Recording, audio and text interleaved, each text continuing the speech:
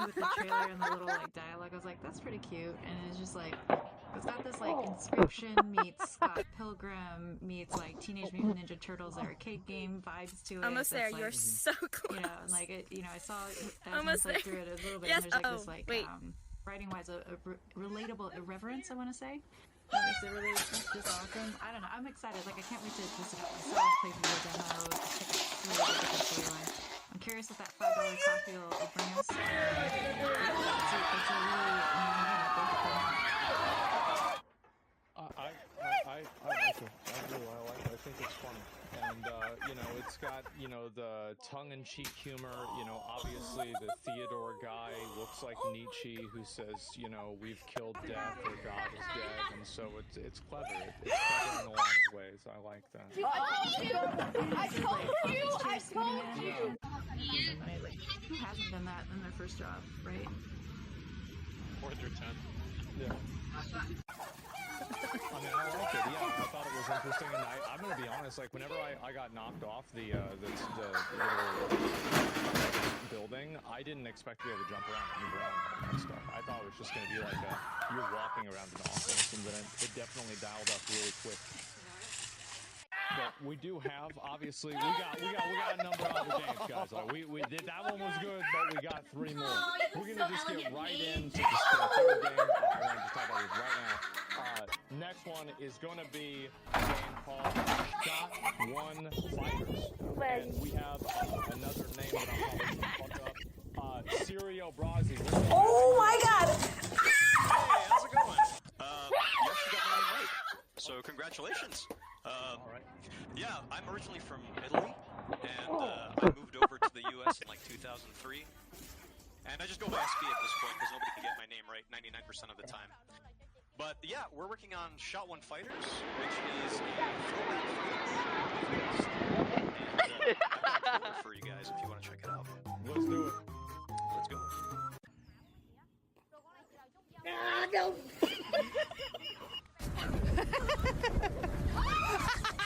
That was awesome.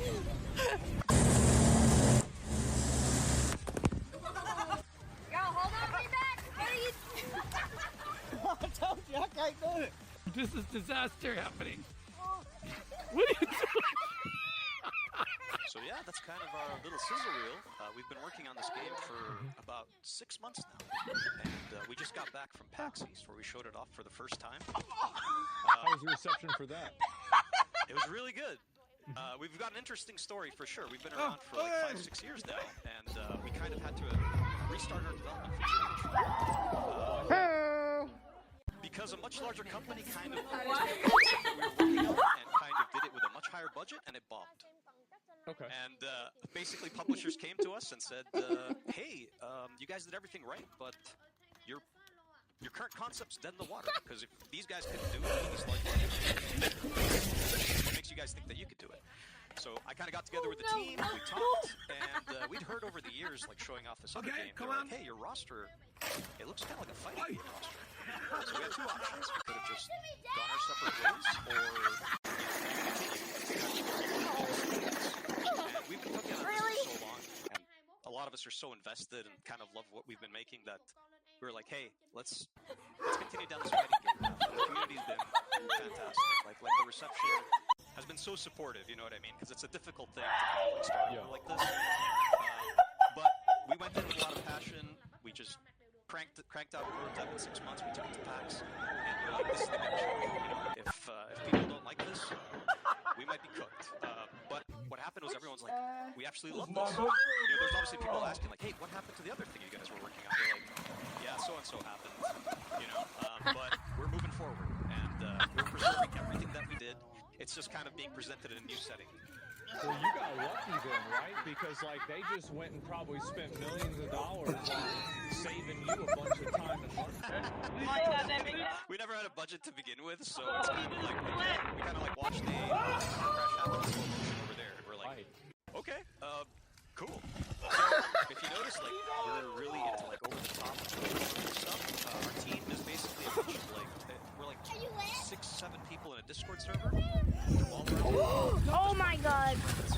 And we have a strong like community. Our Discord server is kind of we share everything with them. We allow them to cook with the lore, give us ideas, give us sets. And I also wanted to mention, in the last few months, ever since we got that prototype out, people were telling us, "Oh, making a fighting game is difficult. How are you guys going to do that?" So we took our prototype and we started emailing it off to some people that we knew in the fighting game space.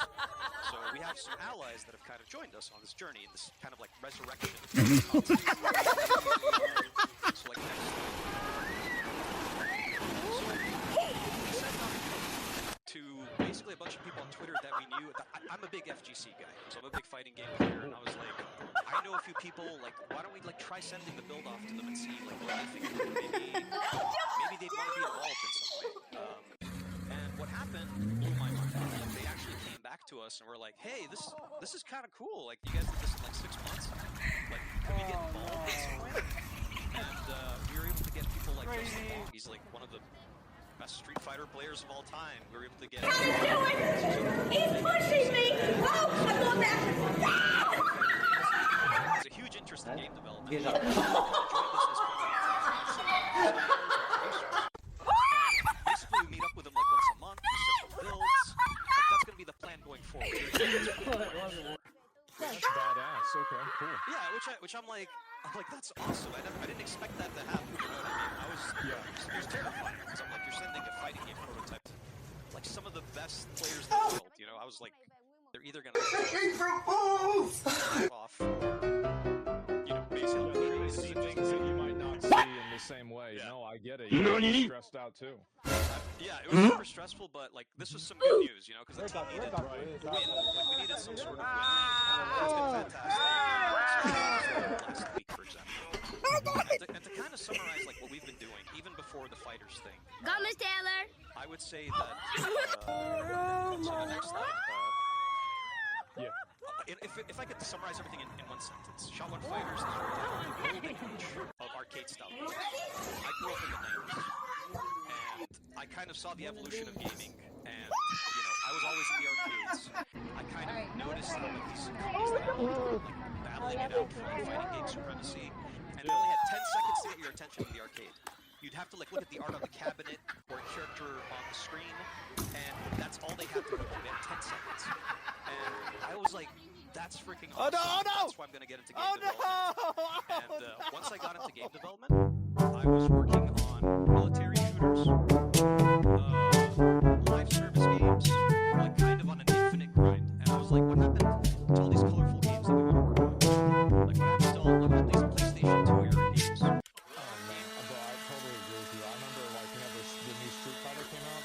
Happy that they went with that too, because I think it's just like so really nice to see. Yeah. So kind of like our whole mentality is like we want to bring back 6th gen. Like we want to bring back games that are both like a full offering. You spend like $25, you get everything. We're not gonna nickel and dime. So you're not charging for characters or anything like that? That's not the plan. We want to make it like, hey, the game. Yeah, you buy the game.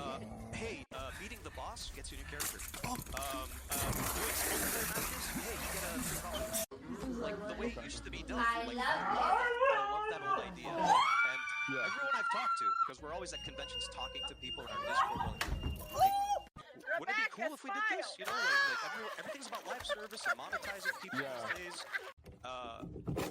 It's just such a train wreck, I feel. Because the priorities just feel like they're shifted the wrong way. And to us, it's just like, let's focus on the fun and the gameplay, and you're in stuff like the game. It's so overview, I mentioned it's a fighting game with a little twist to it, okay? So, we're making a fighting game and also a roguelite. The aspect I was talking about the 6th gen is those older games always had a good single player, they had a good multiplayer. And a big complaint with a lot of fighting games in the last few years is kind of like the single player is always like half-baked. It's kind of like an afterthought. It focuses on multiplayer and grinding and ranking up and whatnot. And I'm trying to think about like new FGC players that are joining right now. Do not make me laugh. Like there's a lot of people that are curious about the fighting game thing, but they find it intimidating. It's scary to them. They're like, you queue into a game and you just get stomped, man. Like absolutely, yeah.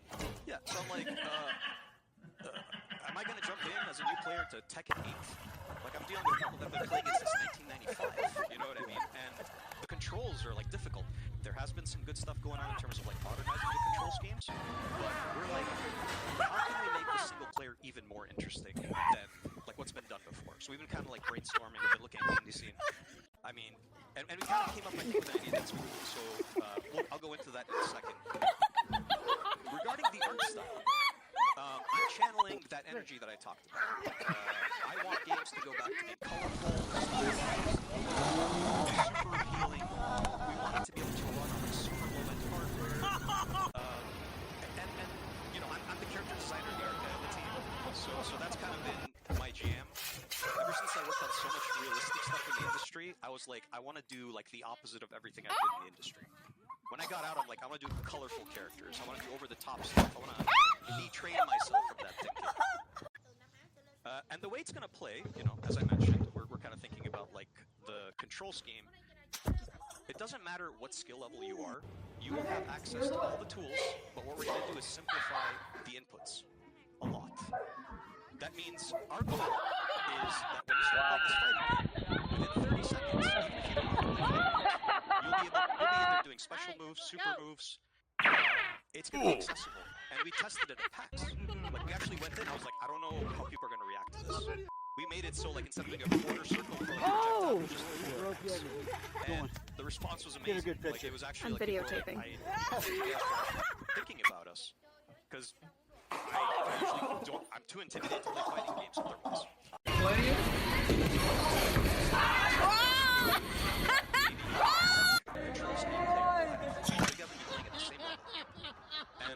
You guys have like really high-end competitive players like providing insight onto this, and so like I'm sure they've asked the question, and you have the answer for this. Then what is the skill?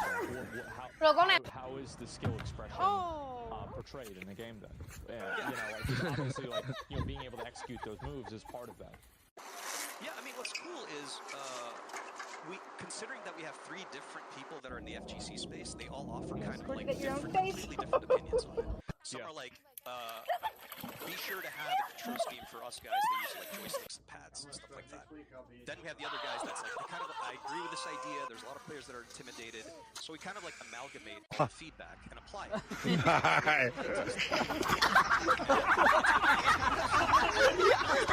That we got from a lot of people are like, the skill required to execute a fighting game is very high, it's very complex. But with the help of these guys, like, they're guiding us through, and they're making us aware of stuff that we would have never thought about. And that'll allow us to make the multiplayer fighting game component possible, if that makes sense. So you have people that just like kind of